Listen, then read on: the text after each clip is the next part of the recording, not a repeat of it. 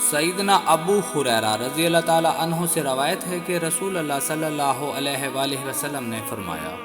جس آدمی کی عمر 60 سال ہو جائے اللہ تعالیٰ اس کا عمر کے بارے میں اجر ختم کر دے گا۔ انس رضی اللہ تعالیٰ عنہ سے روایت ہے کہ رسول اللہ صلی اللہ علیہ وآلہ وسلم نے فرمایا، جب مسلمان کسی جسمانی آزمائش سے دوچار ہو جاتا ہے تو فرشتے سے کہہ دیا جاتا ہے اس کے وہ صالح عمل لکھتے چلے جاؤ جو وہ پہلے حالت صحت میں کیا کرتا تھا۔ اگر وہ اسے شفا بخش دے تو وہ اسے گناہوں سے پاک صاف کر دیتا ہے، اور اگر اس کی روح قبض کر لے تو وہ اسے معاف فرما دیتا ہے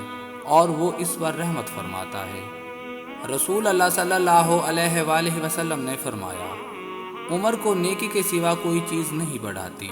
اور تقدیر کو دعا کے سوا کوئی چیز نہیں بدلتی، اور آدمی گناہوں کے ارتکاب کے سبب رزق سے محروم کر دیا جاتا ہے۔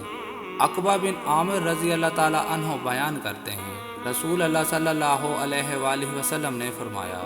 اپنے بیماروں کو کھانے پر مجبور نہ کیا کرو کیونکہ اللہ تعالیٰ انہیں کھلاتا پلاتا ہے۔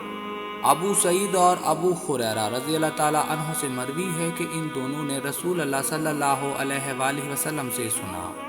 آپ فرما رہے تھے، مومن کو جو تھکاوٹ، بیماری، غم، حتیٰ کہ کوئی پریشانی بھی پہنچتی ہے تو اس کی وجہ سے اس کی برائیاں ختم کر دی جاتی ہیں۔ حضور نے فرمایا، اللہ اس شخص کے چہرے کو تر و تازہ رکھے جس نے میرے سے کوئی حدیث سنی، پھر جیسے سنی ویسے اسے آگے پہنچا دیا۔